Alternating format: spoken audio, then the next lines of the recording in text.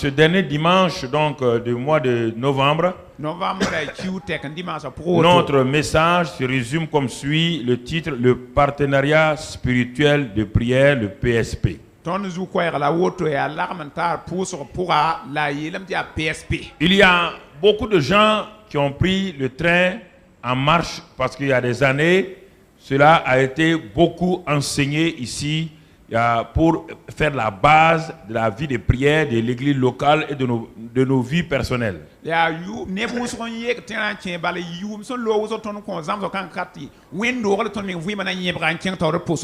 Et nous voulons aujourd'hui reprendre ce message d'une autre manière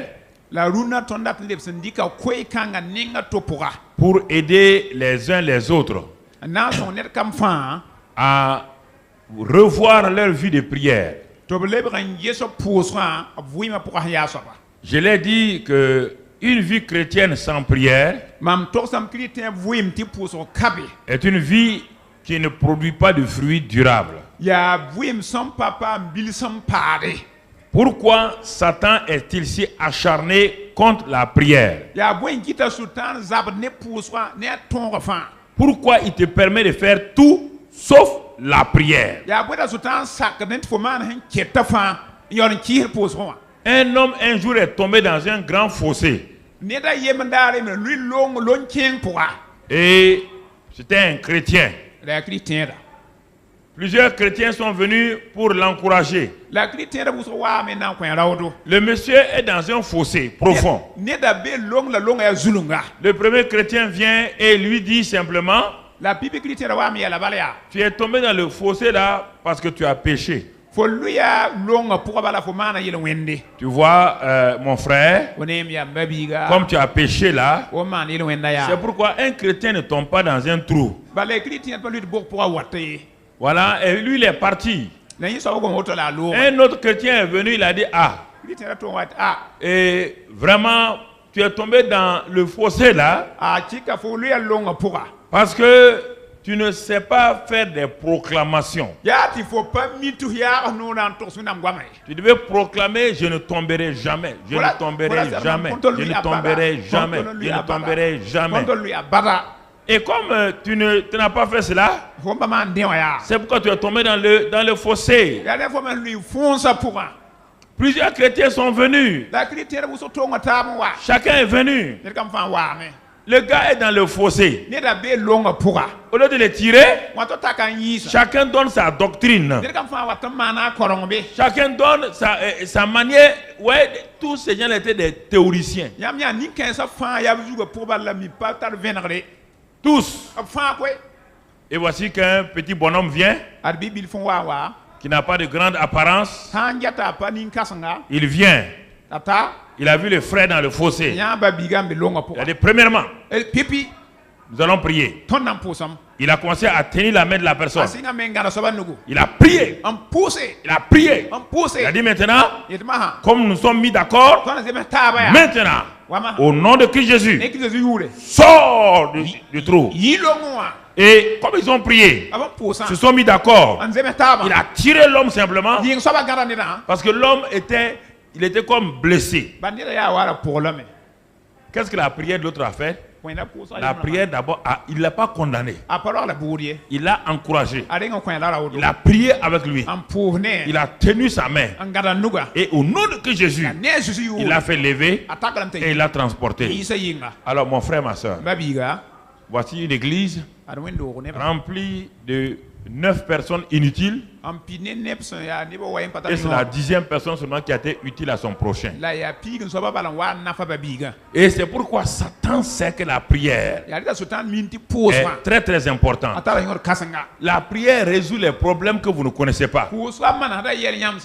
La prière te permet de prier un an d'avance pour l'événement qui va t'arriver un an plus tard. Et par la prière, tu annules l'effet de la chose qui va arriver.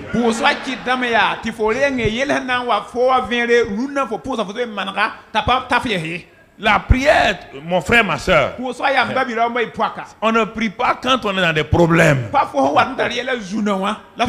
Tu ne peux plus prier quand tu as des problèmes, c'est trop tard. Parce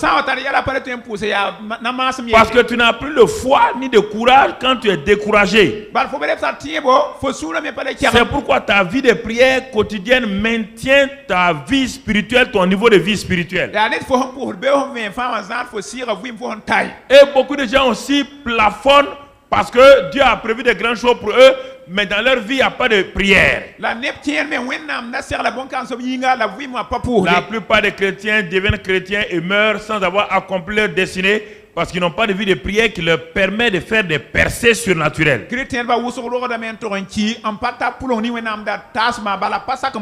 vous ai dit, tout ce que les chrétiens ont, tout le monde peut l'avoir. La richesse, la bénédiction, le titre, tout le monde, les gens du monde ont ça sans prière.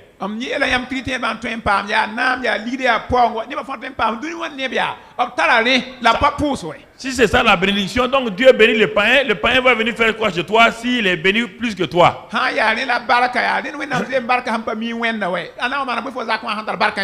Mon frère, ma soeur, quand nous comprenons ces vérités-là, nous commençons à nous attacher au Seigneur. Et ce matin, donc, le partenariat spirituel de prière.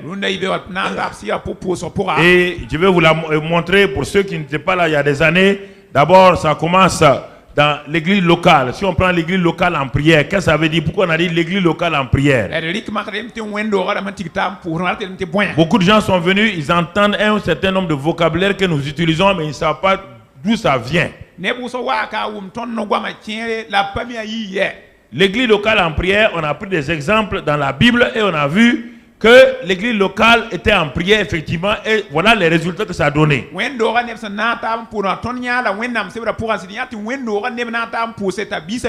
Et en lisant dans Ephésiens 6 verset 18, Paul nous a encouragé quand nous avons vu les armes qui doivent nous permettre de lutter contre Satan. Paul nous a dit, faites en tout temps par l'esprit toutes sortes de prières et de supplications. Faites en tout temps par l'esprit toutes sortes de prières et de supplications. Veillez à cela avec une entière persévérance. Et priez pour tous les saints. Donc, veillez à cela. Veillez à quoi? À prier en tout temps toutes sortes de prières par l'esprit. Et veillez à cela. Alors, si l'apôtre Paul nous le dit, il sait pourquoi il l'a dit. Il sait pourquoi il l'a dit et le Saint-Esprit l'a fait écrire cela dans cette épître-là. D'abord, ça veut dire que la Bible nous dit, t'exhorte toi et moi à prier en tout temps et toutes sortes de prières. La prière n'est pas facultative pour qui que ce soit. Si tu es chrétien, tu ne pries pas, tu n'es pas chrétien. C'est clair. Si tu ne pries pas en tant que chrétien, tu n'es pas chrétien. Ça, c'est clair.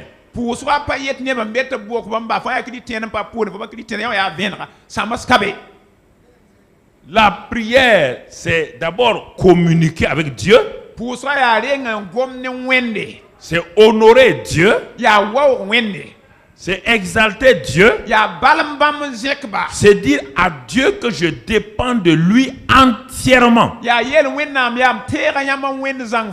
C'est s'humilier devant Dieu en reconnaissant qu'il est grand, qu'il est la source de tout et que toi, c'est par lui que tu reçois toutes choses. Alors, si tu refuses de prier, tu balayes tout ce que je viens de te dire là du revers de la main. En ce moment-là, entre toi et Dieu, il y a quoi? Il n'y a aucune relation. Ne prenez pas vos pensées pour mettre sur la Bible. Frères et sœurs, faites attention à cela. Je vous ai dit, vos positions changent. Mais ce que Dieu donne ne finit jamais. Jamais. Tu es directeur général. Demain on te change. Tu es riche. Un seul acte te fait tomber dans la pauvreté. Mais les choses qui viennent de Dieu, les choses qui sont maintenues par la prière, c'est les choses infaillibles. Il n'y a point d'échec dans la vie de quelqu'un qui dépend de Dieu par la prière. C'est ça que Dieu comprend. Dieu va veiller, il dit veiller à cela avec persévérance. Et ça c'est important, frères et sœurs. Frères et sœurs, la vie chrétienne n'est pas une association. Acte 1 verset 14, l'église locale en prière. Acte 1 verset 14. Et Jésus vient de partir. Il laisse 120 personnes, des frères et des sœurs, tous d'un commun accord, persévérer dans la prière. Ils n'ont rien fait d'autre. Ils n'ont pas commencé à chanter. Ils n'ont pas commencé à faire autre chose. Les 120 que Jésus a laissés, ils savaient que le ciel ne sera jamais touché. Le ciel ne s'ouvrira jamais tant qu'ils ne vont pas prier. Ils ont vu leur maître encore, il n'était pas encore disciple de Jésus. Ils l'ont vu quand Jean-Baptiste le baptisait dans le Jourdain. Ils ont vu quand cet homme est sorti de l'eau, comment il a prié, et le Saint-Esprit est descendu, la voix du Père a parlé, et il a été présenté au monde entier. Alors ils ont compris que s'ils veulent le même Saint-Esprit, le Saint-Esprit que Jésus a reçu à travers la prière et qui est réparti au ciel, pour que le ciel s'ouvre sur leur vie, pour que le même Saint-Esprit revienne de la même manière que c'est venu par leur patron, ça doit venir de la même manière par eux. Et ils ont commencé à faire quoi? À prier. À prier. Frères et sœurs, tel maître, tel disciple. Oh, le disciple n'est pas supérieur à son maître. Alors, quelle est ta vie de prière? Tu vois? Ils ont prié 120, y compris la mère de Jésus. La mère de Jésus était une intercesseuse. Elle était là à genoux criant au Père au nom de son Fils. Parce qu'elle était une personne, un être humain. Et elle voulait être remplie du Saint-Esprit. Marie n'était pas une exception mise de côté. Il ne faut pas raconter des histoires sur Marie. Elle était là avec ses enfants. Et le fait que Marie ait des enfants ne diminue en rien sa valeur. Rien. Alors mon frère, ma soeur, elle était en train de prier à la réunion de prière pour que l'église locale commence. Et elle a continué à prier pendant 10 jours. Acte 2, verset 1 et 2. Ils ont prié pendant 10 jours. Acte 1, 2, verset 1 et 2. La Bible dit quoi? Ils étaient tous ensemble dans le même lieu. Le jour de la Pentecôte. Ils étaient tous ensemble dans le même lieu. Quel lieu? Le lieu de la prière. Il n'était pas dans une maison en train de manger.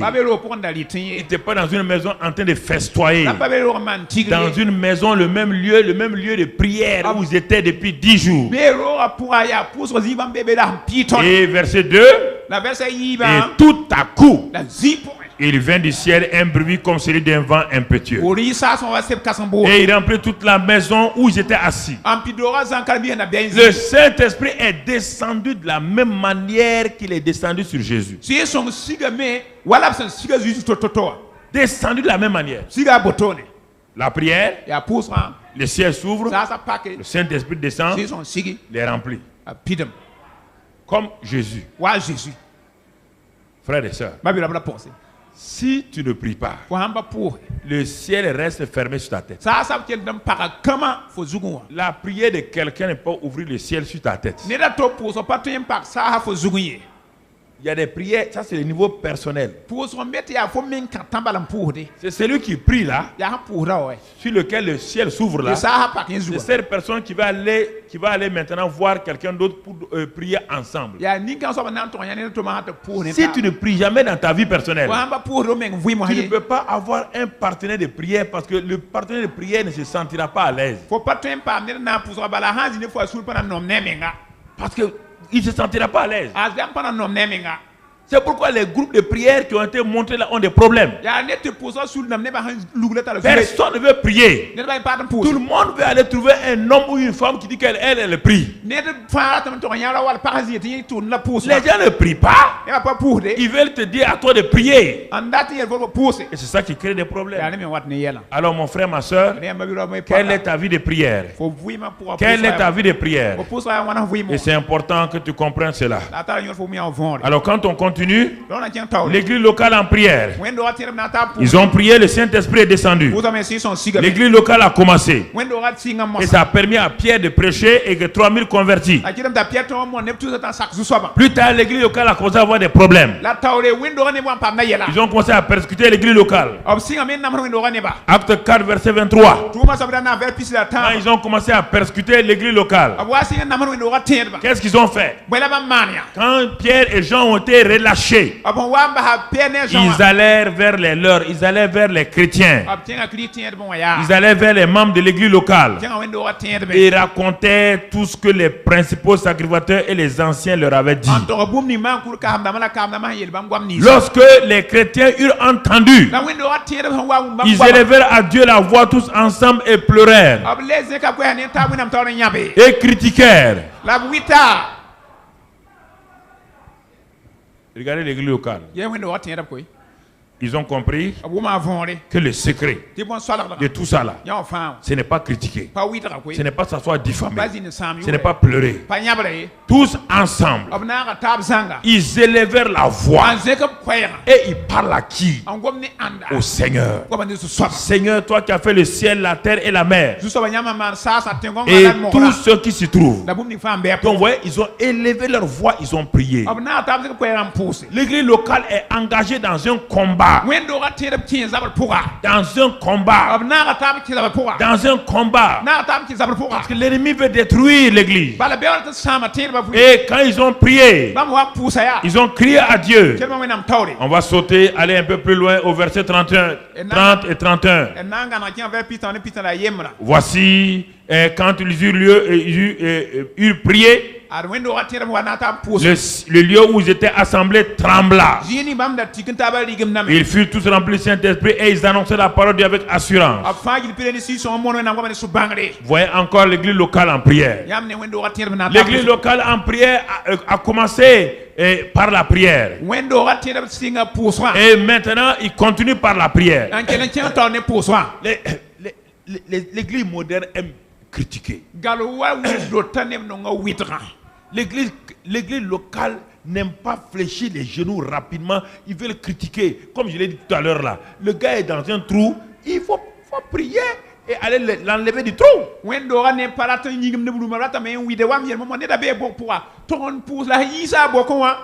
Critiquer, faire des définitions, c'est parce qu'elle est elle n'est pas sainte. Est-ce que quelqu'un est saint ici? Non, comprenez-moi. Ça ne veut pas dire quand je dis que quelqu'un n'est pas saint, ça ne veut pas dire que je te donne la permission d'aller faire des bêtises. Non. Personne n'est saint par lui-même. C'est ce que je veux dire.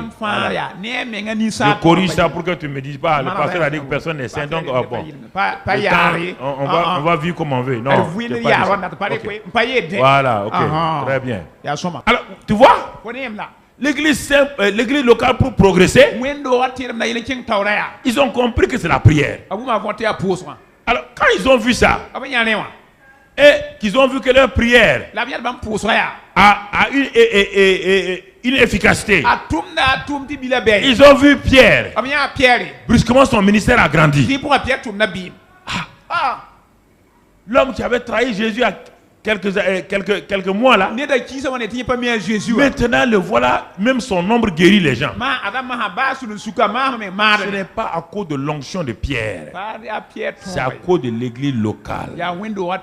L'église locale va élever son pasteur là où ils veulent qu'il aille. Un point, c'est tout.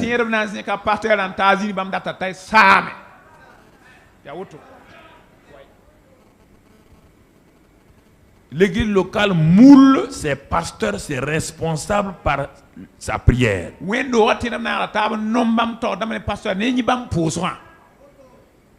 Ça, c'est important. C'est ça qu'ils ont compris.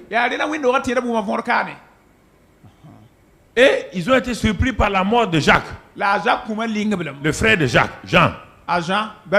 Et quand maintenant, parce que la persécution a continué, l'église locale n'a pas fui, laissez leur pasteur. Maintenant, on a arrêté Pierre pour le mettre en prison, Hérode. Qu'est-ce que l'église locale a fait? Dans Acte 12. Qu'est-ce que l'église locale a fait? Verset 5. Pierre donc était gardé dans la prison. Et l'église ne cessait de critiquer Pierre à cause de ses mauvais actes. L'église ne cessait d'adresser pour lui des prières à...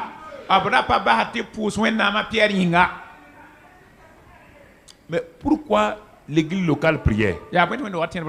Vous n'avez pas compris. Quand l'église locale priait, et pour ses dirigeants et tout, l'église locale a vu les bénéfices sur leur propre vie. Parce que souvent, quand on dit de prier pour les gens se taisent. Alors qu'il y a un bénéfice extraordinaire quand tu pries pour autrui. Je vais te le montrer. Je vais te le montrer dans Acte 2. Acte 2. Et ensuite dans Acte 5, tu vas comprendre.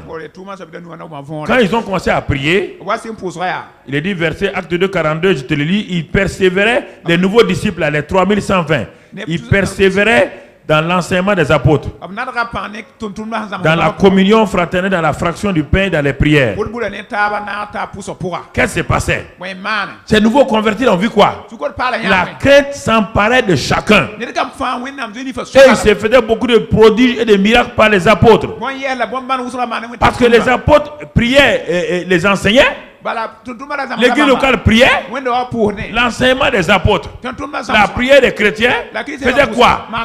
Amener la crainte dans l'église, amener la puissance des miracles. Alors est-ce qu'ils vont s'arrêter? Ils ne vont pas s'arrêter. Et regarde la suite. Il est écrit là-bas, le verset 44. Verset 44. Tous ceux qui croyaient étaient dans le même lieu et ils avaient tout en commun. Des gens qui ne se connaissaient pas. Ils ne se connaissaient pas. Ils sont maintenant convertis en Christ. Et ils prient ensemble. Automatiquement, il y a une communion entre eux. L'esprit de concurrence est parti. L'esprit d'individualité est parti. L'esprit d'égocentrisme est parti. Ils ont commencé à mettre tout en commun. Le verset qui suit. Verset qui suit, mon frère. La Bible dit, ils vendaient leurs propriétés et leurs biens. Et ils en partageaient le produit entre tous selon les besoins de chacun. Voici les résultats de la prière et de l'enseignement. Les apôtres enseignaient, les chrétiens priaient, les deux ensemble, ça a amené une société plus que socialiste. Ça, c'est le socialisme chrétien. Pas besoin de faire politique pour ça. Pas besoin de créer un parti socialiste. Voilà le vrai socialisme. Si tu ne crois pas, ils ont continué à prier. La prière a continué à faire des effets. Va dans Acte 5 encore. Acte 4 d'abord. 4. Va dans Acte 4. On va voir les effets de la prière sur l'église locale.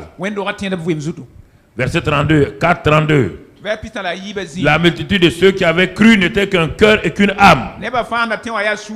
Parce qu'ils venaient de prier. Et le Saint-Esprit est descendu une seconde fois. Les a remplis. Donc les petites mesquineries qui restaient en eux là, tout est parti. Et maintenant ils sont quoi? Dans Acte 2, avant que le Saint-Esprit descende, ils priaient ensemble. Ils étaient tous ensemble dans le même lieu, mais ils n'avaient pas le même cœur. Il n'a pas le même cœur. Ils étaient encore différents. Dans Acte 2, le Saint-Esprit est descendu. Ils ont été remplis. Regarde, bientôt, ils ont commencé à mettre tout ensemble. Il n'a pas le même cœur. Une deuxième fois, ils ont prié encore. Ils ont prié encore. Quand le Saint-Esprit est descendu maintenant, qu'est-ce qui s'est passé? Ce n'était plus leur bien, c'était leur maintenant leur cœur. Le but final de la prière, c'est d'amener une assemblée avant un seul cœur, un seul esprit. C'est pas pour faire des champions ou des individus, des personnes individuelles parmi nous. C'est pas que chacun prenne quelque chose à l'œil et dit moi je fais ça. Je dis non. Pas dans mon corps là, il n'y a pas un champion individuel. Chaque partie de mon corps est un champion pour sa part. Et utile aux autres. Il n'y a pas un seul membre de mon corps qui est indépendant. Et la compréhension de ça dans l'église locale est très importante. Si nous comprenons ces choses-là, nous commençons à comprendre qu'est-ce que l'église locale. Mais ce n'est pas fini. Un seul cœur, c'est vrai. Nul, à cause de ça, la conséquence, nul ne disait que ses biens lui appartiennent en propre, mais tout était commun entre eux.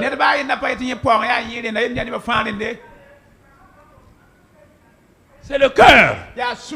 Si le cœur n'est pas un, vous pouvez vous asseoir ensemble. Il n'y a rien. C'est le cœur. Et cela ne vient que lorsque vous priez ensemble. Regardez au commencement les 120 qui étaient dans la salle là. Chacun avait un intérêt en entrant dans la chambre haute. Pierre avait des pensées différentes des autres. Parce que lui, il avait trahi Jésus. Il y a tout juste 50 jours. Et il est au milieu d'eux. Pierre tremblait. Marie était là. Jacques était là. Jean était là. Chacun avait un intérêt en entrant dans la chambre haute. Mais quand ils ont commencé à prier, la prière a commencé à renverser les murailles. Tu ne peux pas prier avec quelqu'un et rester insensible et le laisser jamais. Impossible. Tu ne peux pas prier avec quelqu'un et sortir critiquer la personne. Donc tu étais hypocrite. La prière fait fondre ton cœur. Ton cœur devient comme une glace au soleil et ça se fond tout seul. Les gens ne connaissent pas la puissance de la prière. C'est pourquoi ils s'amusent. La prière, les gens viennent parce qu'ils veulent des choses. C'est pourquoi ils ne sont pas bénis. Chacun vient avec ses besoins, il ne vient pas avec le cœur. Quand on veut prier, chacun bouscule l'autre, il faut qu'elle soit le premier. Dans le Nouveau Testament, on ne voit pas nulle part. Parce que les gens viennent avec un intérêt égoïste. J'ai mes besoins, il faut que mes besoins soient pourvus. Ils ne s'inquiètent pas si la voisine là. Si la voisine c'est un problème. Et c'est pourquoi ils ne sont pas bénis. C'est pourquoi Dieu saute et va derrière là. Va trouver quelqu'un qui est en train de prier pour quelqu'un qui est malade. À une croisade, il y a une femme qui est venue à son enfant. L'enfant était vraiment malade. Vraiment désespéré. Quand cette maman a vu d'autres enfants plus malades que son enfant, elle a oublié son enfant. Elle a commencé à avoir compassion de ses enfants. Elle a commencé à prier pour ses enfants-là. Elle a dit, Seigneur, oh, tu vois là, cette maman a son enfant. Bénis cet enfant-là. Au moment où elle priait pour les autres là, elle a oublié son enfant. Et à la fin de la croisade là, elle a oublié même que de poser les mains. Son enfant était entièrement guéri. C'est ce cœur-là que Dieu demande. C'est ça que la prière fait. Ne venez pas là parce que se bousculer pour dire il faut que le pasteur soit le premier à poser. Ça ne te demande. Il y a des gens sur qui on ne posera pas les mains, ils seront bénis. Et toi, on posera les mains sur toi 20 fois, tu n'es pas béni. Il faut réfléchir.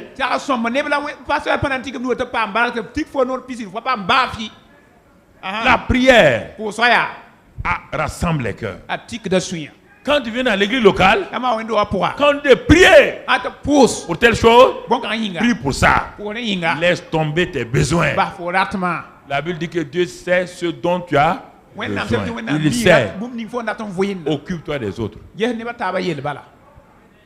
Occupe-toi des autres. Mais il y a quelque chose dans la pensée moderne de l'Église.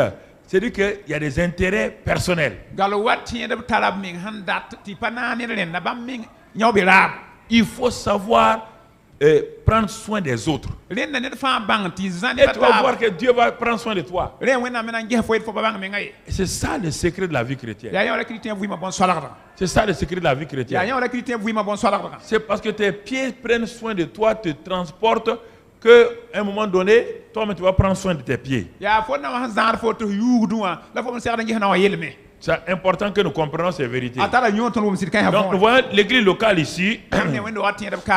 Quel résultat ils ont eu et comment ils ont été bénis. C'est pourquoi l'église locale a prié pour son pasteur Pierre. Et Pierre a été libéré par la prière de l'église locale. Et l'église locale a avancé. Les églises les plus puissantes sur la terre sont les églises qui prient. Il n'y a pas des églises qui font du bruit. Les églises qui prient dans l'intérêt des uns des autres. Regarde ta vie, mon frère, ma soeur. Regarde, depuis que tu viens là, tu es tout le temps en train de dire, quand on va prier pour nous, toi, on dit de prier pour les autres. Et quand on dit de prier pour les autres, ta voix baisse. Ta voix baisse. Tu ne pries pas pour les autres. C'est pourquoi, regarde comment les gens viennent et reçoivent et ils s'en vont. Mais à la fin, tu crois que Dieu ne t'aime pas. Dieu t'aime. Mais Dieu ne voit pas ton cœur qui prie pour les autres.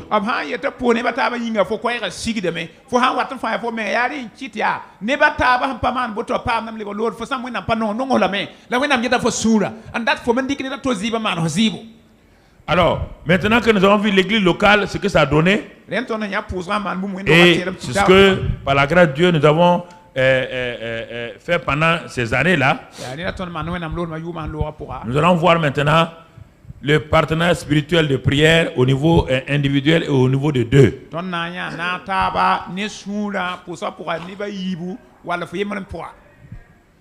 Pour comprendre cela, pour comprendre le PSP, il faut comprendre d'abord une loi, la loi des deux.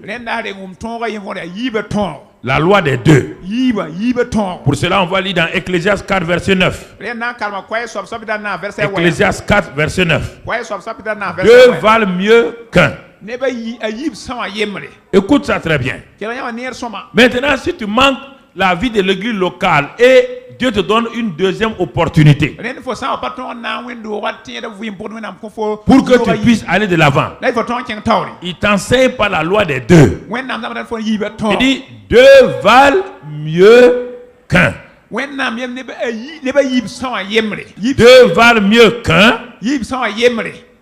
Écoute ça. Laisse ce verset en place. Quand vous lisez les choses, vous ne restez pas jusqu'à ce que le Saint-Esprit vous parle. La première partie là est déjà importante. Deux valent mieux qu'un. Ne lis pas la suite. Réfléchis. Fais des applications de cette première partie du verset dans ta propre vie. Même sans être spirituel, prends ça et applique-le dans la vie naturelle, tu verras. Une seule personne qui veut soulever un sac de riz. Deux viennent. Un deuxième vient. Les deux valent mieux qu'un là, c'est pas vrai? Hein? C'est pas vrai? Oui ou non? Bon, dans la vie pratique, tu demandes à quelqu'un de t'aider. Si tu veux aller emprunter en banque, il te faut quelqu'un qui va te cautionner, avaliser. Dans toute chose, pour avoir des enfants, il te faut avoir une femme. Deux valent mieux. Dans tous les domaines, deux valent mieux. Mais dans le domaine spirituel, Dieu te dit que dans la prière, si ta prière seule ne fonctionne pas, cherche un partenaire de prière. Pas deux valent mieux. Deux valent.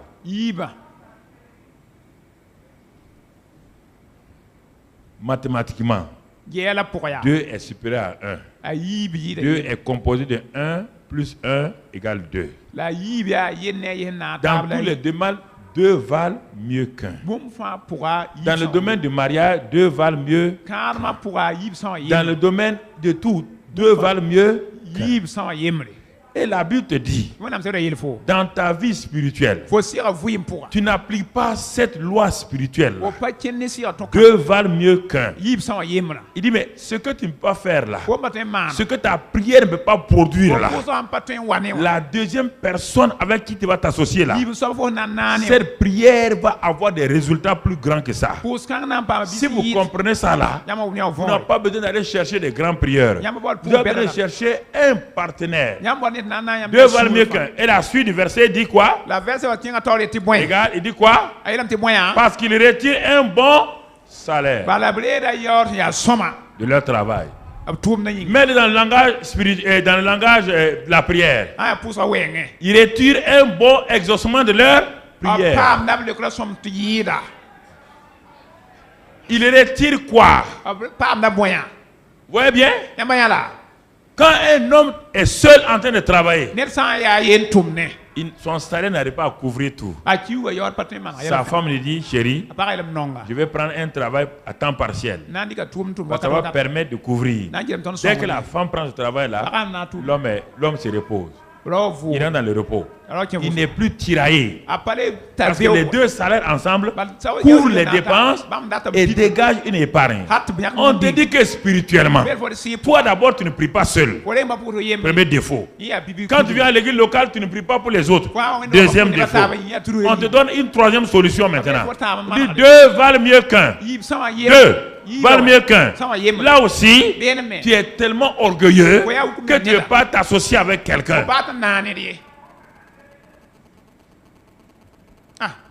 2 valent mieux qu'un.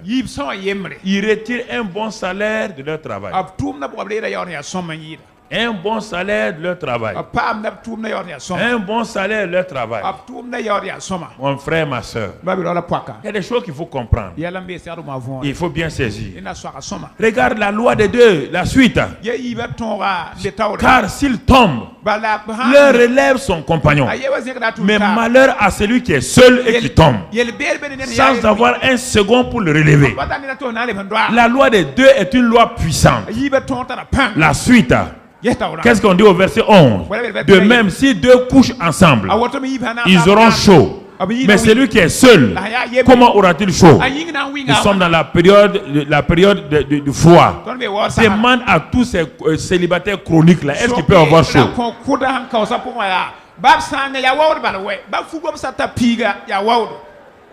Qu'est-ce qu'ils font? Ils se couchent en pullover avec des grosses couvertures. La Bible est là. C'est pullover et couverture. C'est ça leur deuxième. Mon frère, ma soeur. La Bible dit quoi? Verset 12. Verset 12. Et si quelqu'un est plus fort qu'un seul, les 2 peuvent lui résister. Et la corde à 3 fils ne se rompt pas facilement. On parle de la loi des 2. Si 2 s'accordent, Dieu te révèle quelque chose maintenant. Le vrai secret de la loi des 2, quand 2 sont d'accord, au nom de Jésus, le 3e fils c'est qui? Jésus lui-même vient au milieu d'eux. C'est pourquoi la corde à 3 fils ne se rompt pas facilement.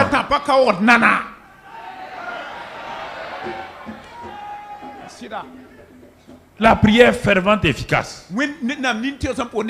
C'est la prière, le partenaire spirituel de prière. Deutéronome 32, verset 30 nous dit. Deutéronome 32, verset 30. Nous dit quoi? Qu'est-ce qu'elle dit? Ce passage nous dit que un chasse 1000 et 2 chasses 10 000. Ok. Un chasse combien? 1000. La loi mathématique, c'est un chasse 1000. La loi mathématique, la loi naturelle scientifique, c'est quoi? 2 doivent chasser combien? 2000. Et la loi spirituelle dit un chasse 1000, mais deux chassent. Parce que quand les deux se mettent d'accord, le troisième qui est au milieu vient et il te fait passer de 1000 à 10 000. Vous allez comprendre tout à l'heure la loi des deux. On va voir son application dans la prière. Il y a des choses qu'il faut bien saisir. L'église locale en prière, toute l'église locale est réunie. Toi, tu n'es d'accord avec personne. Tu viens, on doit prier pour moi. On n'a pas prié pour moi aujourd'hui. Dieu dit ok. Tu pries tout seul aussi, là aussi ta vie de prière n'est pas excellente. Tu as des maigres résultats. Dieu te donne une troisième opportunité. Le partenariat spirituel et prière. Il dit va maintenant, comme tu n'arrives pas à prier dans l'église locale et tu n'as pas de résultat dans ta vie de prière, je vais te montrer autre chose. Va t'entraîner dans le partenariat spirituel et prière, le PSP. Trouve quelqu'un avec qui tu vas t'accorder et commence à prier, prier. Mon frère, ma soeur, regarde Jésus-Christ, Luc 10 verset 1. Luc 10 verset 1, qu'est-ce qu'il a fait?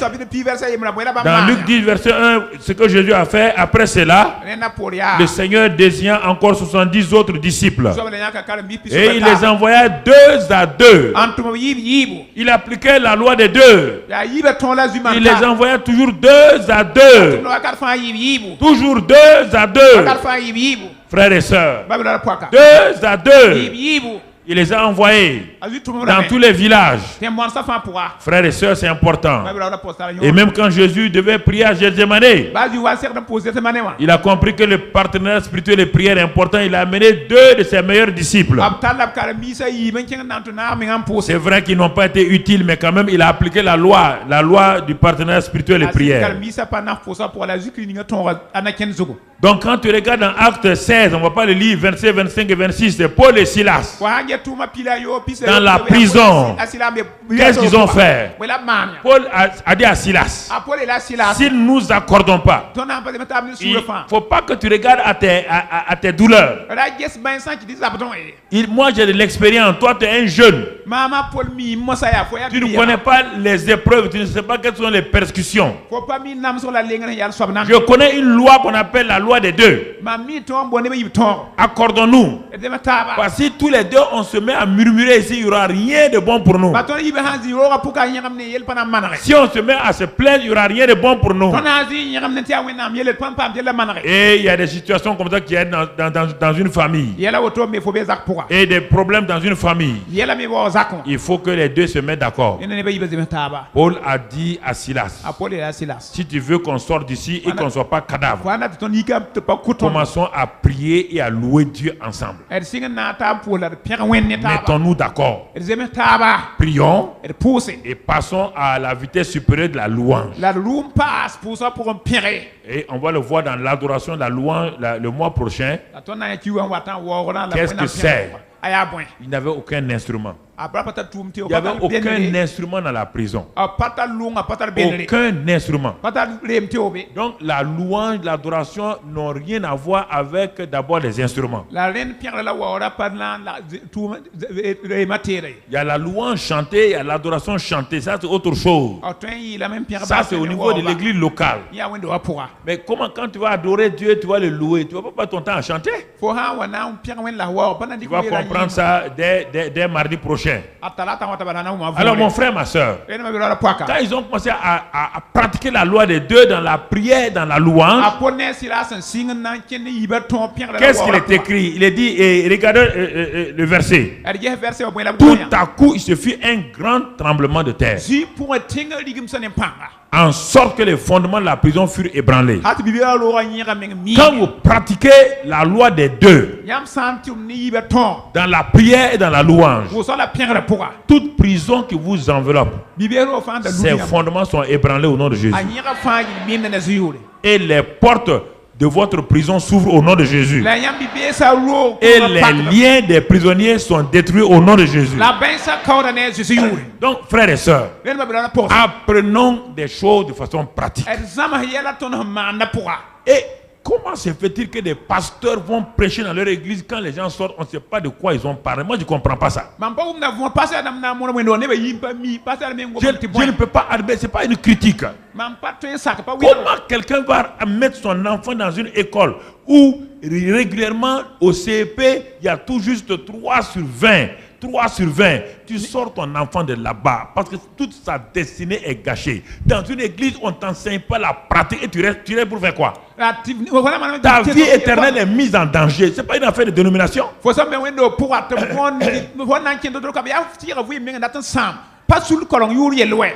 c'est terrible. Et je ne sais pas pourquoi vous regardez un pasteur, un berger, Peul, un mécanicien, un réparateur de frigo. C'est la même chose. On vient te donner le frigo. Toi, tu es tueur de frigo.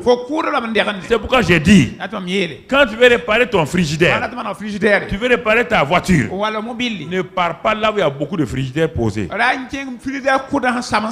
où il y a beaucoup de frigidaires posés là, c'est un cimetière de frigo. Normalement, un réparateur de frigo, il a un seul frigidaire posé. Et puis c'est écrit réparateur. Tout frigidaire qui rentre fait quoi? Sort. Mais tout frigidaire qui vient est entassé. Et toi tu dis que lui il répare des frigidaires. Tu es parti enterrer ton frigidaire. C'est la même chose pour les garages. Il y a un garage ici. Qui t'a dit un garage? C'est un cimetière de voitures. Les gens ne comprennent pas. C'est la même chose dans une église. Mais moi, jamais, écoutez-moi, ce n'est pas une affaire de dénomination. C'est ta vie, la vie éternelle. Ce n'est pas une affaire de voyage. Hein? Ce n'est pas pour dire je m'en vais à Bobo, je reviens. Toute ta vie éternelle est mise en jeu. Tu pars, le monsieur ne te donne rien à manger. Tu es faible. Satan te maltraite. Ta famille est maltraitée. Tu restes là-bas parce que tu es né dans cette dénomination-là. Tu es un insensé. Tu es un insensé. Écoutez-moi, je vous pose la question. Vous allez chez un chirurgien. Et il y a 10 malades assis chez le chirurgien. Le premier rentre, cadavre. Deuxième rentre, cadavre. Troisième rentre, cadavre. Vous allez faire quoi? Vous allez rester? Vous allez partir? Alors, c'est la même chose, frères et sœurs. C'est la même chose. Pose la question. Il faut que les gens écoutent. C'est logique là. Ma vie éternelle. Tu vas mettre ma vie éternelle en danger parce que je suis né dans la dénomination. Je m'en fous. Je m'en vais. Ah non, non, non. Je refuse. Je refuse. Frères et sœurs. Ah, c'est important. Important que tu comprennes ces vérités. Important que tu comprennes ces vérités. Alors, frères et sœurs, la loi des deux. Tu comprends? Jésus envoyait 2 à 2. Et la loi des deux, mon frère, quand on regarde la vie d'Abraham, au moment où Abraham a commencé à monter, il a commencé à avoir du succès. Dieu est venu poser un problème à Abraham un jour. Il dit à Abraham, je suis descendu pour voir Sodome et Gomorrhe. Parce que la vie qu'il mène là n'est pas bien. Je vais détruire cette ville-là. Quand Dieu a dit ça à Abraham, il a dit que l'Éternel dit, le cri contre Sodome et Gomorrhe est monté. Maintenant, il veut qu'Abraham soit intercesseur. Mais regardez, Abraham est en train d'apprendre l'intercession dans tout seul. Les résultats qu'il a eu étaient maigres. Dieu s'est tenu là et Abraham, il a dit, Abraham s'approcha de Dieu. Dans le texte là, Abraham s'approcha de l'Éternel et se tint dans la présence de Dieu. Formidable, une bonne attitude. Mais Abraham n'était pas habitué à toute l'intercession jusqu'au bout. Et il a compris ce que Dieu voulait faire de lui. Jusqu'à présent, Abraham était un adorateur. Partout, il se prosterne. Genèse 17, il se prosterne. Il bâtit des hôtels. Mais la vie de prière d'Abraham n'était pas encore bien installée. Il n'a pas appris à prier pour les gens. Et Dieu vient pour l'exercer à la prière d'intercession. Prière d'intercession, c'est prier pour quelqu'un d'autre, les besoins de quelqu'un d'autre. C'est différent de la prière de demander et de recevoir. Abraham dit à Dieu, Seigneur, si à 50 juste à Sodome et Gomorrhe, est-ce que tu vas détruire? Voici la prière d'intercession d'Abraham. La prière d'intercession doit être précise, c'est une prière. Il faut que tu saches, quand tu vas recevoir la réponse, que tu saches que c'est ça que tu as demandé. Après Abraham, Dieu dit non, si à 50, il a vu que Dieu exauce la prière. Dès qu'Abraham a vu que Dieu exauce la prière, qu'est-ce qu'il va faire? Il a l'assurance. Il dit non, bon, si à 45. Dieu dit, mon ami, si à 45, je ne détruis pas Sodome et Gomorrhe. Donc Abraham a commencé à avoir de l'assurance que la prière est exaucée. Ça, c'est la vie de prière d'Abraham. Il est descendu à 30. Il est descendu à 25. Il est descendu à 20. Dieu est là. L'intercesseur peut prier jusqu'à ce qu'il ait le résultat. Ça, Dieu est en train de vous apprendre ça. Tu dois prier jusqu'à ce que ta foi, là où ta foi est, Dieu va descendre au niveau de ta foi. Abraham s'est aperçu qu'il n'a pas la foi pour 50. Il a diminué. Dieu dit qu'il ne vous donne pas, la preuve que Dieu dit qu'il ne vous donne pas des épreuves qui dépassent votre foi. Alors si Dieu ne te donne pas des épreuves, toi, pourquoi toi te demandes des choses qui dépassent ta foi? Même Dieu ne te donne pas une épreuve qui dépasse ta foi. Pourquoi tu vas demander? Tu ne l'auras pas. Tu ne l'auras pas. C'est pourquoi mon frère demande selon la mesure de foi que tu as. Demande selon la mesure de foi que tu as. Et ça va t'aider. Abraham est descendu jusqu'à 10. Mais pourquoi Abraham s'est arrêté à 10? Sachant que Dieu exauce les prières, sa prière. Mais pourquoi il s'est arrêté à 10? Abraham sait que ce qu'il va demander, Dieu va le faire. Pourquoi tu es arrêté à 10? Abraham a pensé que l'autre est là-bas. L'autre s'est marié. Ils sont 2. Il a eu 2 filles. 4. Les filles sont mariées. 6. Il dit 6 personnes dans une famille. Il y a au moins 4 qu'ils ont eu. Il y a 4 personnes qu'ils ont eu. Abraham s'est dit non, quand même. Il ne peut pas rester à Sodome comme ça. Et puis il n'a eu personne. Regarde comment parfois on peut manquer des choses.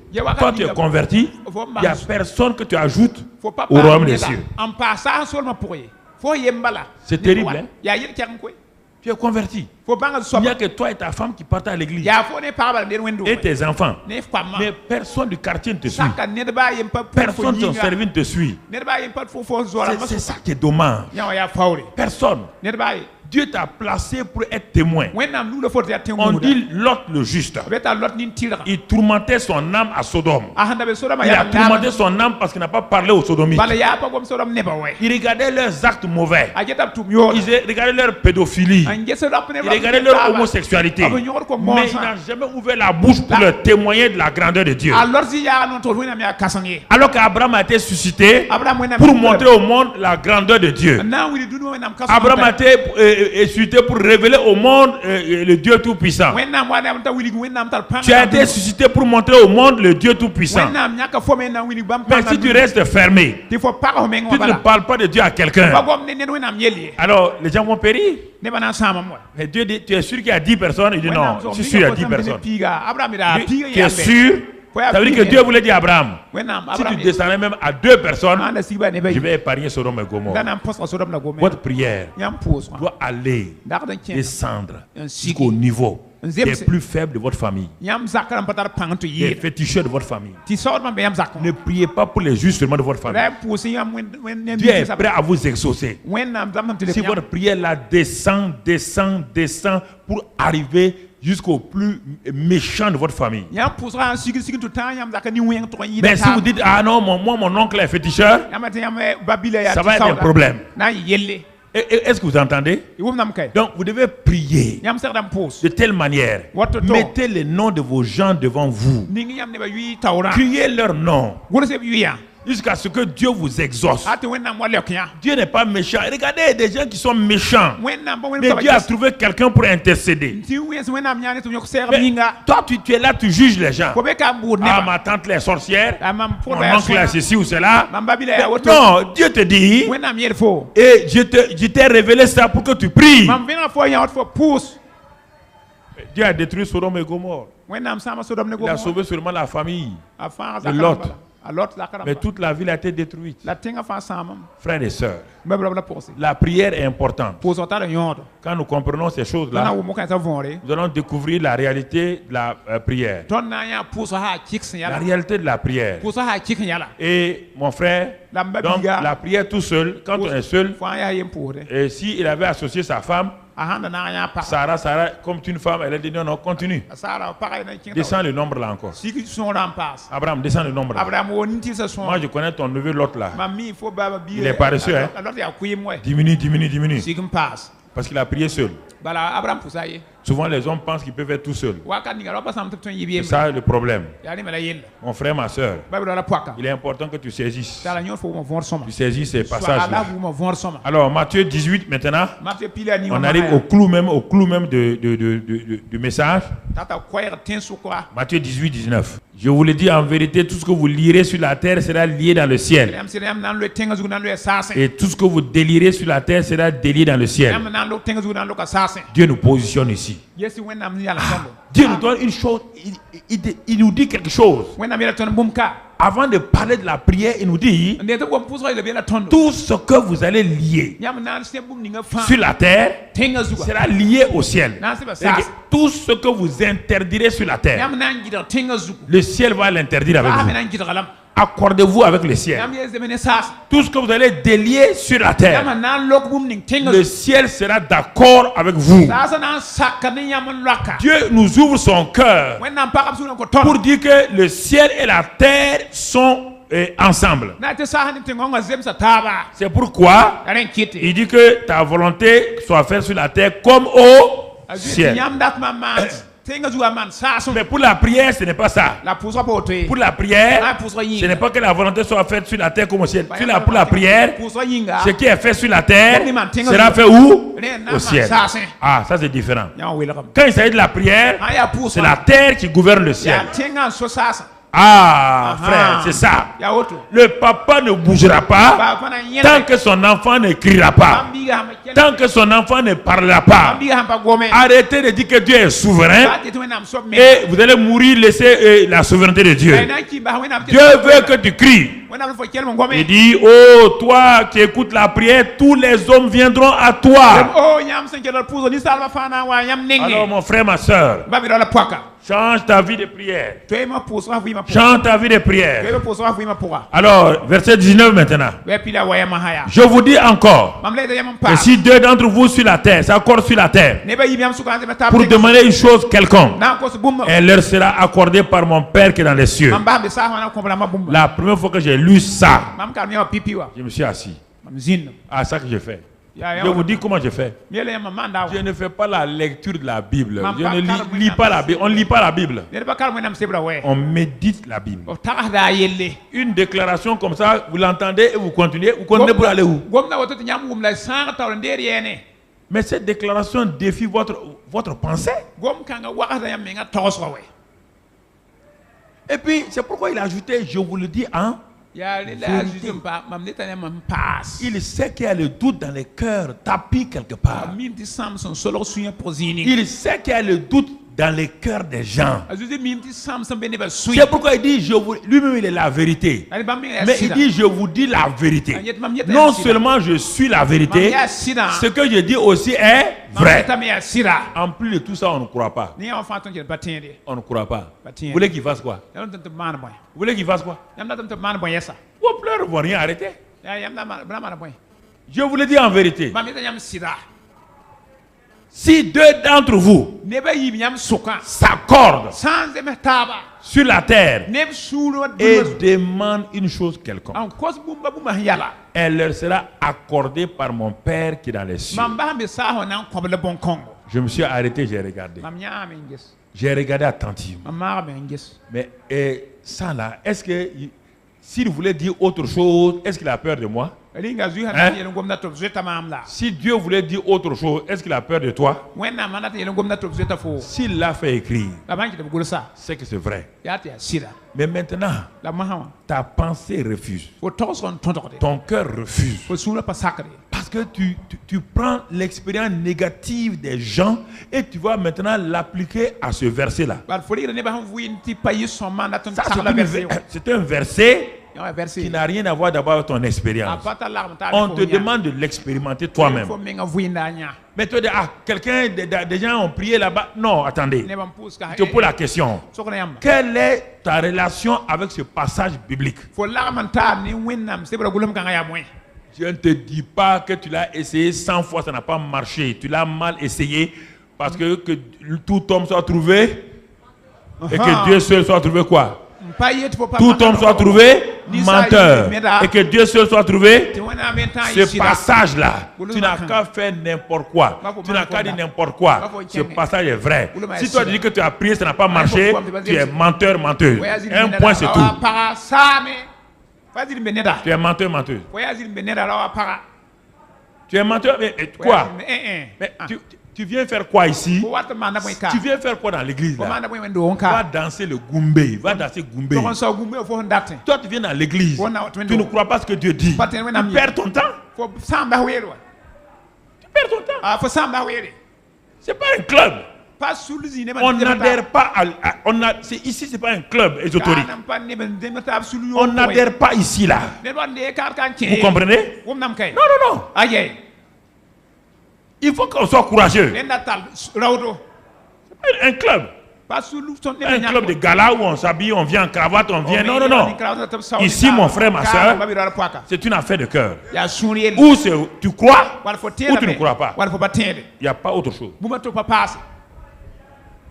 C'est ton cœur. Il s'assoit, il te dit, je vous le dis en vérité.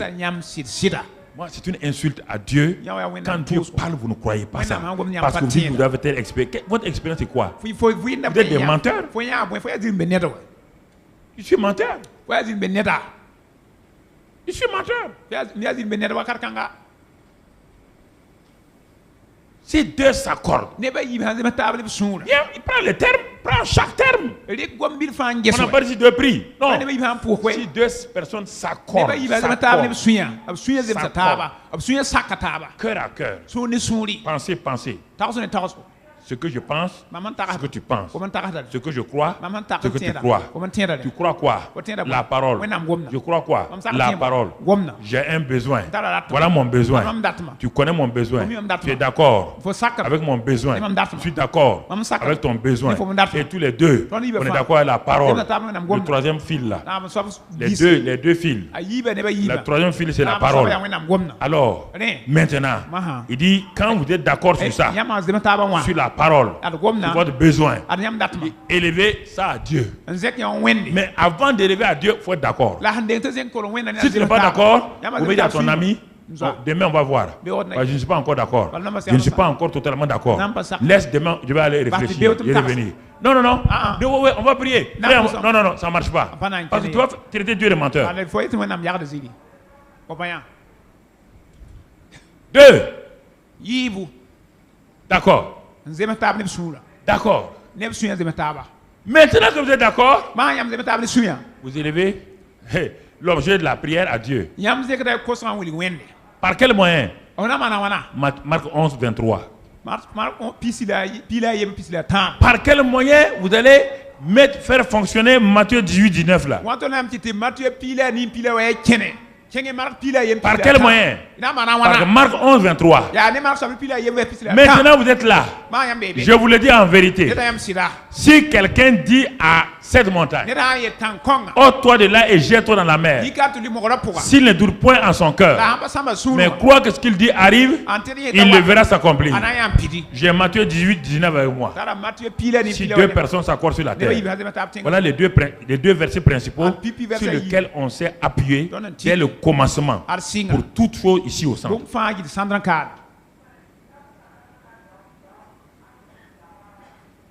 Si deux d'entre vous s'accordent sur la terre et demandent une chose quelconque, elle leur sera accordée par mon Père qui est dans le ciel. Donc, vous êtes où? Sur la terre. Dieu est où? C'est pourquoi il a dit que tout ce que vous lirez sur la terre sera lié au... Regardez comment Dieu est correct.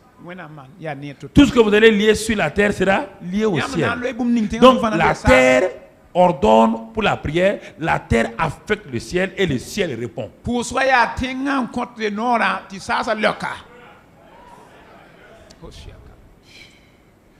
Dieu se rend vulnérable à la prière des gens. Le Dieu puissant là, le Dieu tout puissant là, il est vulnérable. Quand un homme faible comme moi, un homme faible comme toi, nous nous accordons sur un sujet, dans notre faiblesse, nous élevons nos voix vers Dieu. Le Dieu tout puissant là devient un papa, et tout papa est vulnérable. Un papa qui n'est pas vulnérable est un papa méchant. Tout papa est vulnérable. Tout papa est vulnérable. Devant les besoins de ses enfants, ce papa dur, qui est colonel de l'armée, dans l'armée dit, garde-vous. Il est là en train de faire sauter les gens, crier les gens, ramper les gens.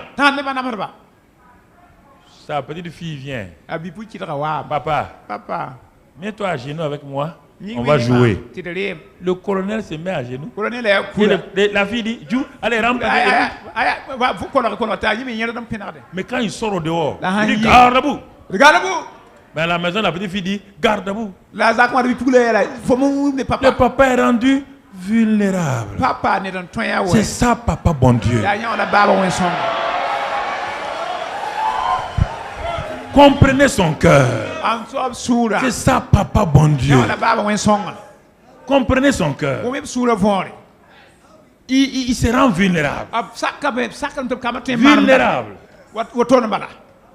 Quand John Kennedy était au pouvoir, il est devenu président des États-Unis.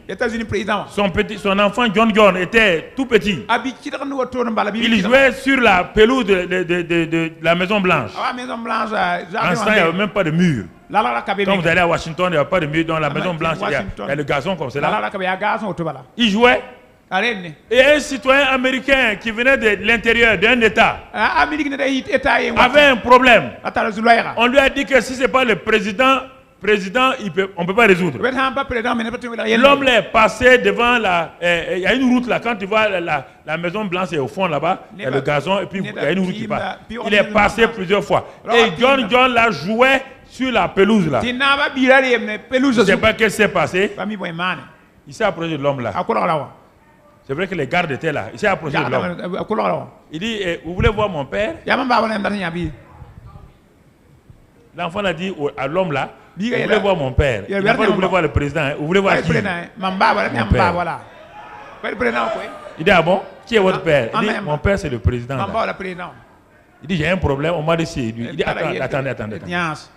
L'enfant court. Le président Kennedy était en conseil des ministres avec ses ministres. Il est rentré à la Maison Blanche. Il est arrivé donc dans le bureau ovale. Et les gardes qui étaient là, ils peuvent l'arrêter. Ils ont dit, papa, il donne quoi? Les petits, il a ouvert la porte. Et dès que le président Kennedy l'a vu, il a dit à ses ministres, mon enfant veut me parler. On suspend le conseil des ministres. Alléluia.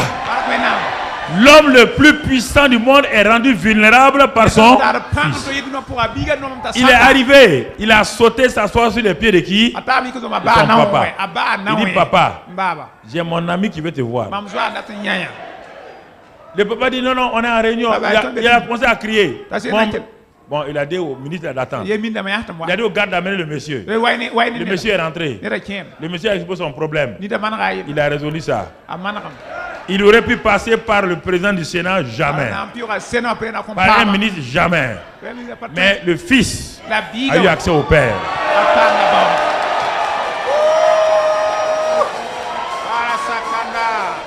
La prière de tout fils a accès au Père. Ayez cette confiance en vous. Ne vous méprisez pas comme des misérables, comme des malheureux. Vous êtes un fils. Vous êtes un fils. Ayez confiance dans votre prière. Alors, si un fils est entendu, deux fils qui s'accordent, mais le ciel répond. Le ciel répond. J'ai dit que le ciel vous répond. En ce mois de novembre, le ciel est ouvert sur votre vie et vous répond. Dans le nom de Jésus. C'est pourquoi dans Jean 14, 14, Jésus dit ceci. Jésus parle de lui-même maintenant, il ne parle pas du Père. Il dit, si vous demandez quelque chose à mon nom, je le ferai. Dans la version grecque amplifiée, il est écrit ceci. Si vous exigez quelque chose en mon nom, et même si la chose n'existe pas, je le ferai. Je le ferai. Donc le Père a dit qu'il va le faire. Le Fils a dit qu'il nous répond. Alors mon frère, ma soeur, utilise Marc 11, 23. Comment? Quelques témoignages pour terminer. Un jour, un grand homme appelé Smith et Wigglesworth, l'apôtre anglais, il était dans sa maison. Il a reçu un coup de fil d'une dame pour lui dire que de venir l'aider vraiment, il y a un problème avec son mari. Bon, l'apôtre n'a pas répondu le même jour. Il a attendu quelques jours et puis il est parti chez la femme. Quand il est arrivé chez la femme, dès que la femme a ouvert la porte, la femme a commencé à pleurer. Il dit, hey, homme de Dieu, vous êtes venu trop tard. Smith Wigglesworth a répondu que je ne viens jamais trop tard. Dieu ne vient jamais en... Dieu ne vient jamais en... C'est ça. Dieu ne vient jamais en retard. Ne mettez pas vos pensées sur Dieu. Dieu aurait dû venir hier. Quand Jésus est arrivé au tombeau de Lazare, là, il est venu en retard. Marthe a dit qu'elle est venue en retard. Est-ce que Jésus a accepté? Marie a dit, si tu avais été là, est-ce qu'il a accepté? Il a dit, je suis là. Maintenant, oui ou non? Frères et sœurs, laissez tomber vos expériences négatives. C'est ça qui vous crée. Vous êtes malheureux, vous n'êtes jamais content. Mais vos erreurs ne changent pas Dieu. Parce que vous dites, si Dieu était comme ça, si Dieu n'est pas comme ça, il faut aller ailleurs, va adorer le diable et laisse-moi tranquille. Si Dieu n'est pas ce que moi je dis là, sors, va adorer le diable, adorateur de diable partout. Va adorer le diable. Comment tu vas venir adorer quelqu'un dont tu n'es pas confiant, tu doutes de lui, son caractère. Comment moi je vais marcher avec toi, tu doutes de mon caractère? Comment je vais marcher avec toi? Jamais. Quand même.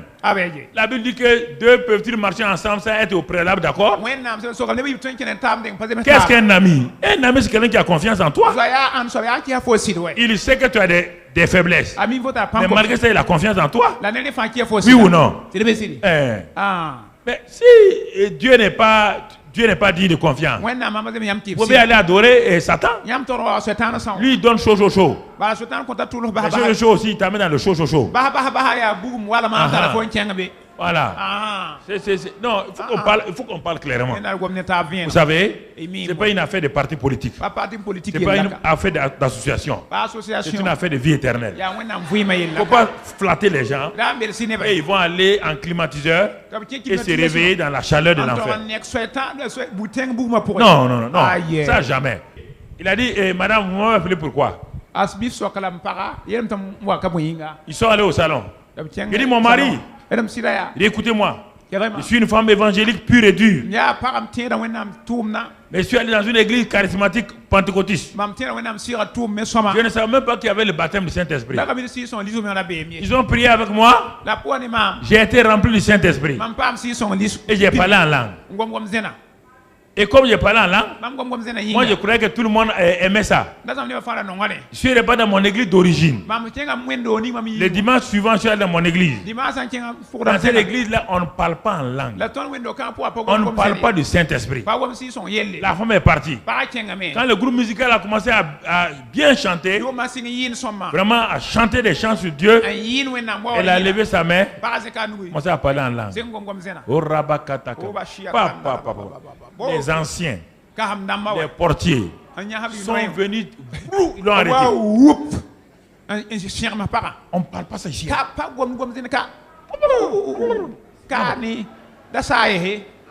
Et à la fin du culte, ils ont dit à son mari, si ta femme n'arrête pas de parler en langue, on va l'excommunier.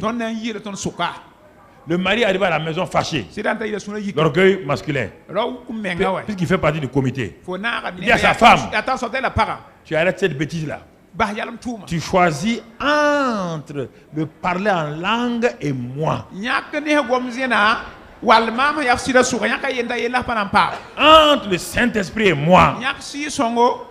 Ma femme a répondu à son mari, je t'aime beaucoup, mais je choisis le Saint-Esprit. Il dit quoi? Tu choisis le Saint-Esprit.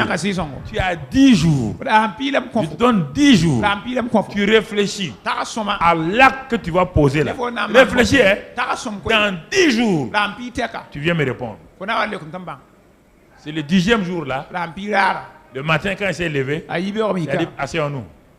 On ne boit pas café, hein? Tu as choisi qui? Moi ou le Saint-Esprit? Elle a dit Saint-Esprit. Le gars a ramassé bagage. Il est parti. C'est ce jour-là que ce musique est venu. Elle a dit c'est trop tard là. L'homme de Dieu est venu, c'est ce matin-là qu'il est venu. Dieu ne vient jamais en retard. Dieu vient au bon moment. Au moment où tout semble désespéré, il entre. Dieu est venu. Est-ce que Dieu est venu? Dieu a accompagné les 3 amis de Daniel dans le feu. C'est quand ils sont tombés dans le qu'il est venu. Oui ou non? C'est comme ça. Dieu vient dans ton feu. J'ai dit que Dieu ne vient jamais en retard. Dieu va bien entrer dans ta situation bientôt. Et tu verras la puissance de Dieu dans ta vie. J'ai dit que ta situation changera de but en blanc. Je proclame ce matin que ta situation est terminée. Je proclame que tu verras la gloire de Dieu visiter ta vie. Ce matin, je dis, le Seigneur Tout-Puissant, qui ne vient jamais en retard, qui est toujours à l'heure, vient dans ta vie et dans ta famille à l'heure au nom de Christ Jésus. Et ce Seigneur va déposer sa bénédiction sur ta vie au nom de Christ Jésus. Ce que tu attendais là s'accomplira au nom de Christ Jésus. Tes mains ne seront plus stériles. Ta vie ne sera plus négative. Je parle ce matin par la bouche parce que je suis le serviteur de Dieu. Je parle ce matin. Je parle ce matin que ton dossier là, demain matin à 10h, on va t'appeler et tout est résolu au nom de Christ Jésus. Écoute-moi mon frère, ma soeur. Alléluia. Alléluia. Assois-toi. Quand il a parlé, il a dit à la femme, tu connais Matthieu 18, 19? Il dit non, non. Bon, il a ouvert Matthieu 18, 19. Lis. Qu'est-ce que c'est écrit? Que si Dieu s'accorde, tu veux t'accorder avec moi? La femme, non, il dit, madame, vous voulez vous accorder avec moi? Vous voulez quoi? Que mon mari revienne. Donc le sujet quoi? Que son mari? Maintenant la parole c'est quoi? Marc 11, 23. Si quelqu'un dit quoi? Que le mari, s'il parle à la montagne c'est quoi? Que le mari revienne. Il dit ok, tiens ma main. Maintenant, tu es d'accord, hein? Dis Seigneur, le mari revient ce soir. Ce soir même. Ce soir au nom de Jésus. Il a lâché la main de la femme. Il dit, mais quand ton mari viendra, il faut être doux avec lui. Et quand il viendra, fais-lui un bon repas. Ne parle pas.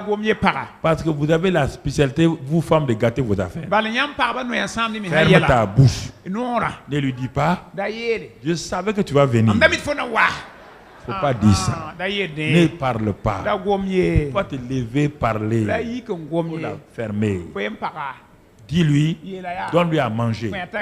Tant qu'il ne parle pas, ne lui parle pas. Donne-lui à manger. Quand il va te coucher, il va ronfler là. Pose ta main sur lui et réclame son âme. Au nom de Christ Jésus. Tu vas voir. Et il est parti. La femme était là. Est-ce qu'il va venir? Est-ce qu'il ne va pas venir? Mais elle repousse la pensée négative. C'est ça. Dès qu'on fait comme ça, Satan va venir vous dire. Satan va venir vous dire. Ça ne se passera pas. Mais il faut lui dire ça se passera. Arrière de moi, Satan.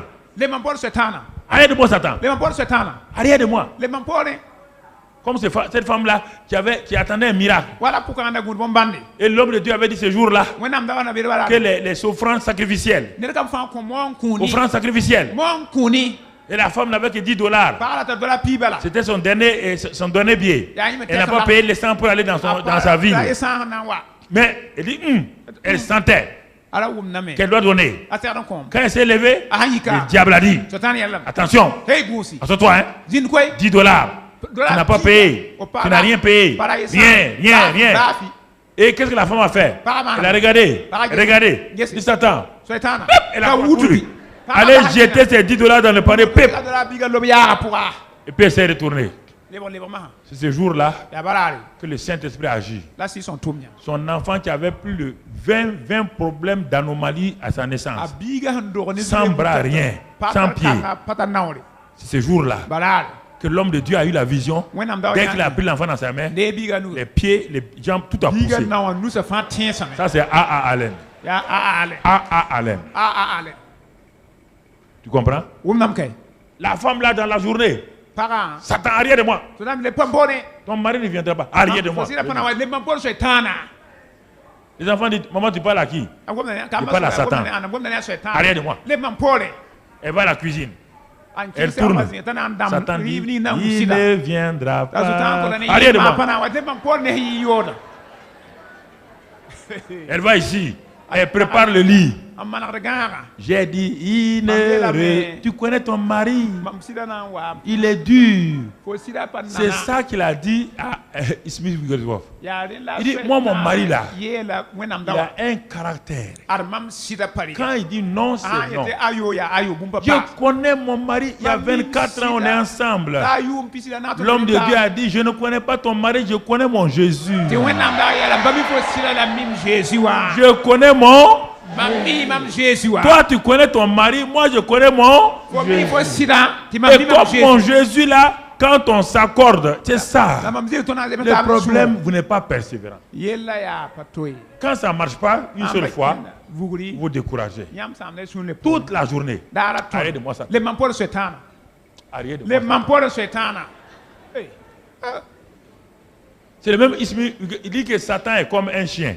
C'est le même apôtre là qui a dit. Il dit un jour lui il voyageait. Il est arrivé à une station de bus. Il a vu une femme avec son chien qui la suivait. Il a commencé à cajoler le chien là. Dire au chien, petit, il faut retourner à la maison. Il faut retourner à la maison. Plus elle caressait les chiens faisaient quoi? Quand c'est comme ça, les chiens font quoi? C'est quoi là, toi? Il est content. Et le bus arrivait. La femme lui a dit non. Retourne, allez. Le chien continuait. À un moment donné, comme le bus est arrivé, elle veut rentrer dans le bus là. Elle a tapé son pied. Retourne maintenant. Le chien avait... Et l'apôtre dit, quand tu joues avec le Satan, moi je n'aime pas ça, Satan. Il fait quoi? Il vient se coller. Satan, moi je n'aime pas ça. Je n'aime pas ça. Il vient se coller. Il faut lui dire, Satan, au nom de Jésus. Arrière. Arrière au nom de Jésus. Alléluia. C'est ça. On ne cajole pas Satan. Et à minuit, on sonne à la porte. La femme est partie ouvrir. C'est le mari qui est là. Elle a accueilli.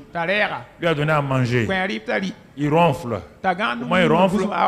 Il a fait ce que l'homme de Dieu a dit. Il a posé sa main. L'homme s'est réveillé.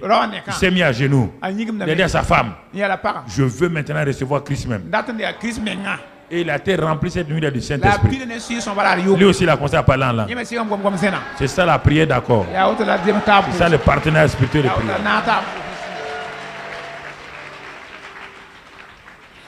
J'enseigne ça à Koulouba des gens. Depuis Koulouba, j'enseigne ça. Il y a des femmes qui ont fait ça. Deuxième témoignage. Toujours dans ce sens, le partenaire spirituel de prière. C'est un vieux fermier qui un jour a vu un jeune évangéliste qui est venu dans leur village. Le vieux fermier là croyait à Matthieu 18. 19. Et il est pas demandé au jeune évangéliste là. Il dit, tu crois toute la parole de Dieu? Le jeune là dit, oui, je crois. Le jeune n'avait pas encore expérimenté la puissance de Dieu. C'est un jeune évangéliste qui commence son ministère. Le vieux lui a dit, tu crois toute la parole de Dieu? Le jeune a dit, oui. Le jeune a dit, ok. Il a ouvert dans Matthieu 18, 19. Il dit, ça là, tu crois? Depuis des années, moi, je cherche quelqu'un, un pasteur qui croit à ce passage. Je n'ai pas encore trouvé. Le jeune a lu, il a regardé. Si Dieu s'accorde, demande pour quelqu'un. C'est fort, hein? Ouais, il a dit au vieux là. Quel il croit? Le vieux dit, tu crois? Enfin, Seigneur, j'ai trouvé quelqu'un. Il a pris les mains du jeune prédicateur. Il a dit, on va s'accorder. Tu es d'accord, hein? Il dit, oui, on va s'accorder. Depuis longtemps, j'ai dans ma ferme, mon gérant, je fais tout pour lui parler du Seigneur. Il ne se convertit jamais. Je veux que tu t'accordes maintenant. Mon gérant, sa femme et leurs 2 enfants, ce soir, je vais les inviter à ta réunion. Accorde-toi avec moi que tous les 4 seront sauvés. Tu crois ça? Ah, le petit a dit, oh. Il dit, oh, amen. Il dit, ok. Merci Seigneur. Enfin, j'ai trouvé quelqu'un. Quand le petit a lâché la main du fermier, il a passé une nuit blanche. Le diable dit, demain tu auras honte. Tu auras honte. Toute la nuit, il roule dans son lit. Il chasse les pensées. Toute la nuit. Le lendemain matin, à l'heure de la réunion, quand il est parti pour commencer la réunion, les gens sont venus. Ils ne voient pas le vieux fermier. Satan te a dit, tu as vu, hein? C'est la honte pour toi. C'est la honte. Le vieux fermier n'est même pas venu. Au moins, il était en pleine prédication. Il voit le vieux fermier rentrer. Et il voit 4 personnes. Le vieux les amène vers les rangées de devant. Le Dieu l'a prêché. Il a lancé l'appel. Lancé l'appel. Personne ne bouge. Les 4 là sont assis, regarde. Le jeune là, il lance l'appel au salut. Il ne bouge pas. Maintenant, il voulait plaider. C'est comme si il voulait dire pardon, il faut venir. Il continue. Le vieux fermier, lui, il est assis tranquille. Il dit pour le vieux fermier, il n'y a pas de problème. Mais le petit là, c'était chaud. En dernière minute, maintenant, il a parlé. Il a lancé un dernier appel. Le dernier enfant s'est levé. Venez s'agenouiller. Sa grande soeur s'est levée. Venez s'agenouiller. La maman est sortie. Venez s'agenouiller. Le mari a regardé le vieux fermier. À gauche, à droite. Il s'est levé. Venez s'agenouiller. Donc, les quatre. Et le vieux fermier a dit comme ça. Quand la réunion est finie, il vient trouver le jeune évangéliste. Il dit, tu es d'accord? Maintenant c'est mon voisin. Et le jeune dit, même si l'homme là disait que le ciel n'a qu'à descendre, il est d'accord. Parce que les voisins, il les a amenés, convertis. Il a commencé tout le quartier là. Pendant que les jeunes étaient là-bas, chaque jour il vient. Et les jeunes disent que si le vieux là, il disait, demain, la lune va venir se convertir, lui il croit.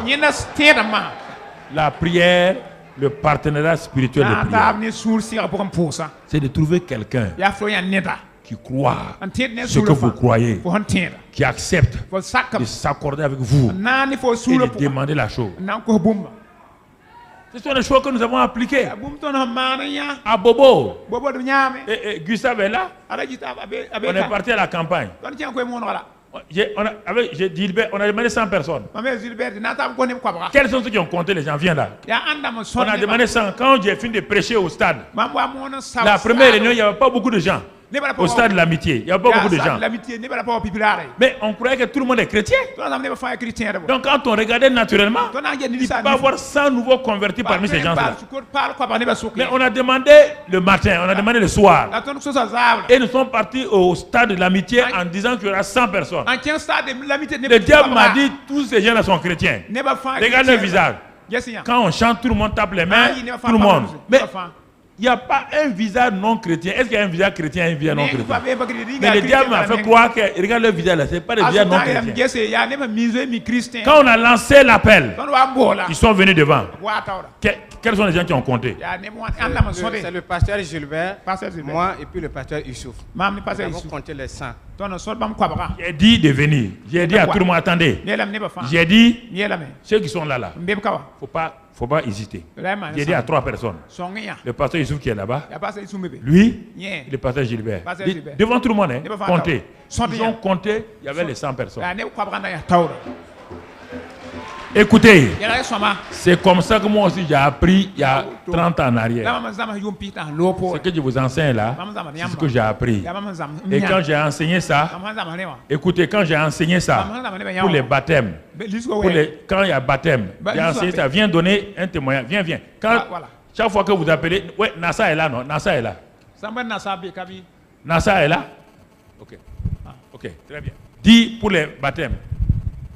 Avec le frère Nassa ou avec Gustave ou avec une des mamans, on s'accorde, on réclame 10, 12, 15 personnes et on lance l'appel et les 12, 10 ou 15 personnes se lèvent et on les compte. Et combien de fois c'est arrivé? C'est vrai ou c'est pas vrai, sœur?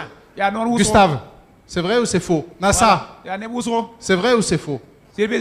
Et quand on était avec le pasteur aussi, combien de fois, quand on était ensemble, on priait le matin et on appelait, il y avait 10 personnes, 15 personnes le soir qui se convertissaient. Nous avons commencé comme cela. C'est ainsi que nous avons commencé.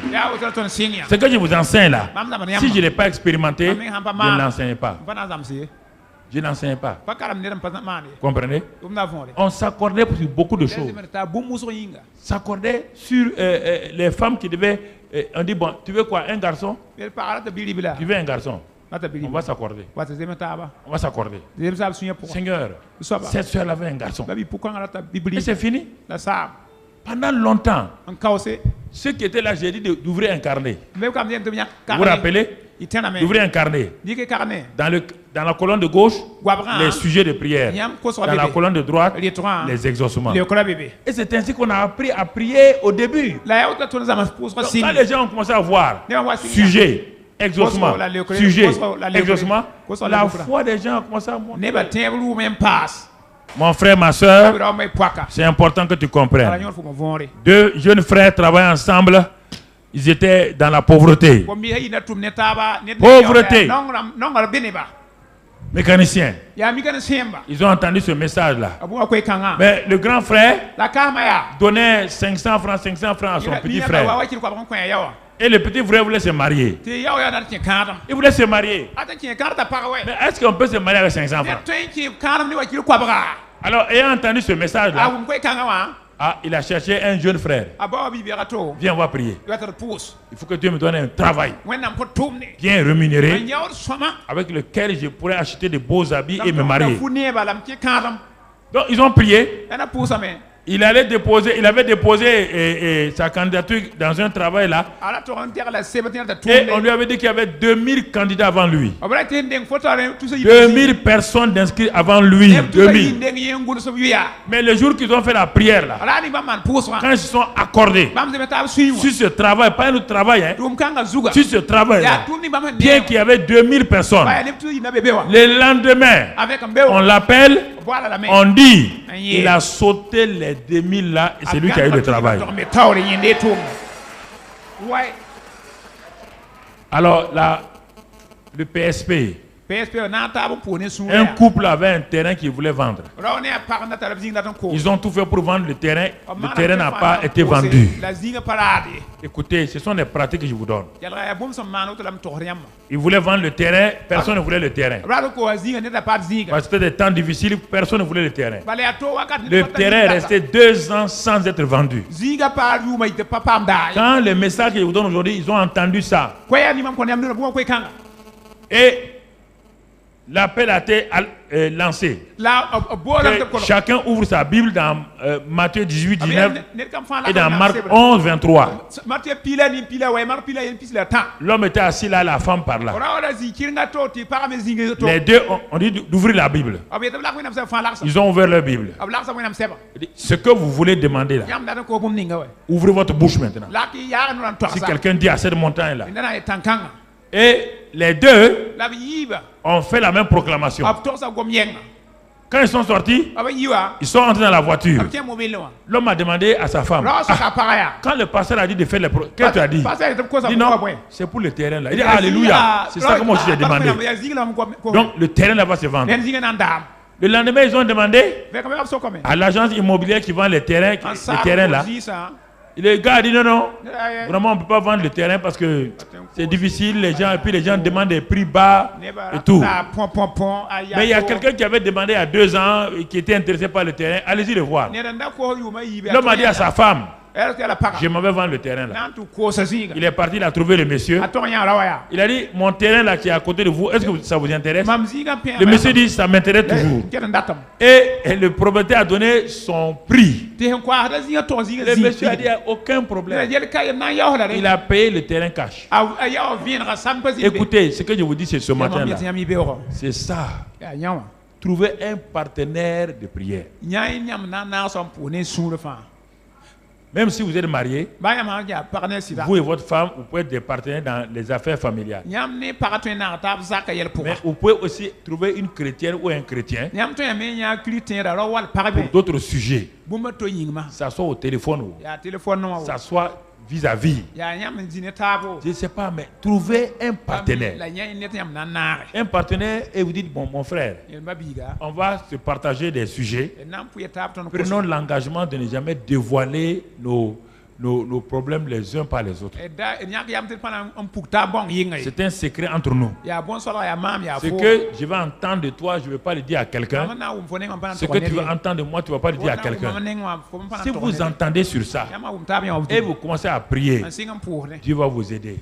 Et si vous avez un carnet et les sujets principaux, vous les inscrivez là-bas, colonne de gauche, et exaucement colonne de droite. La date de l'exaucement.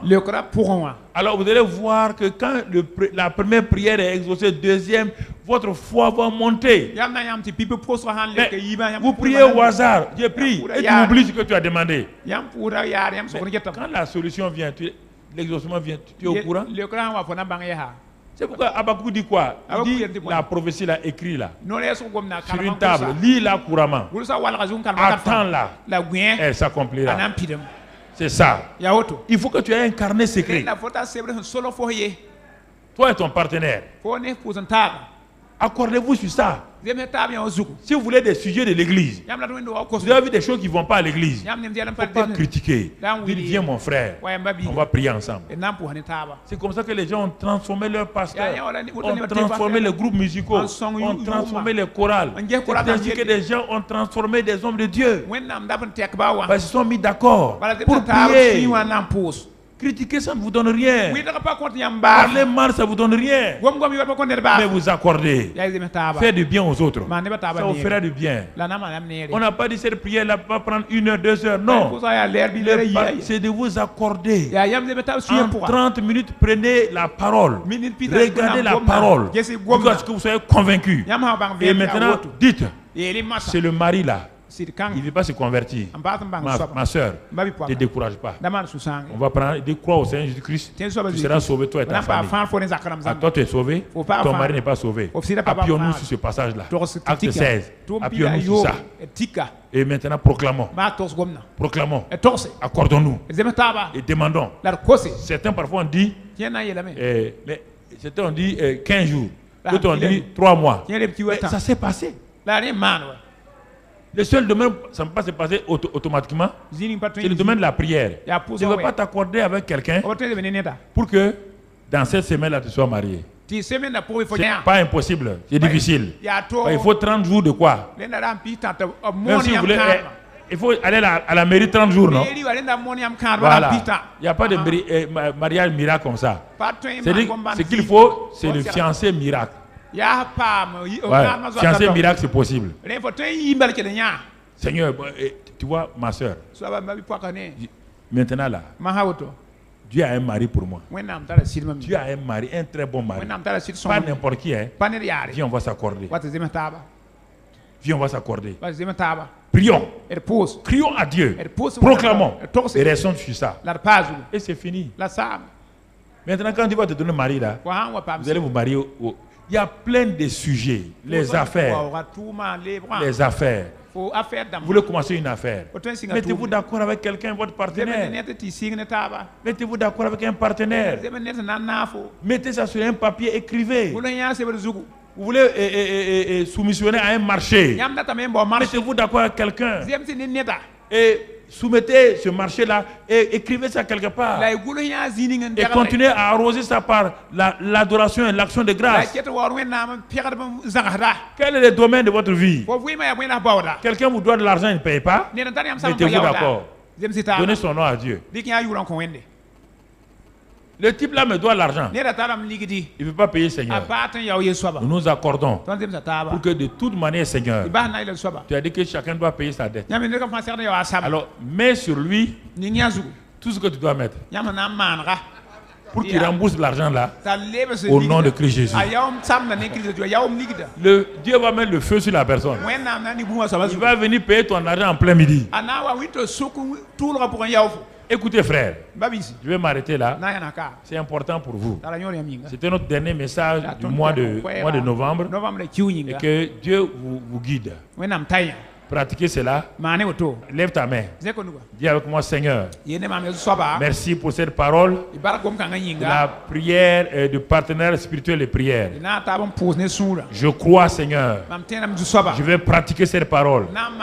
Je m'attends à un changement dans ma vie de prière. Je m'attends à des exaucements puissants Et je m'attends à ce que ta gloire soit manifestée. Désormais, j'ai une base spirituelle, un fondement sur lequel je m'appuie. Matthieu 18, 19, Marc 11, 23. Et je sais que la loi des deux va fonctionner dans ma vie désormais. Dans chaque sujet principal, je vais m'accorder avec mon partenaire et je verrai ta gloire me remplir, réaliser mes desseins. Merci Père, parce que tu m'as entendu, tu m'as exaucé. Que toute la gloire te revienne au nom de Jésus. Amen. Acclame le Seigneur.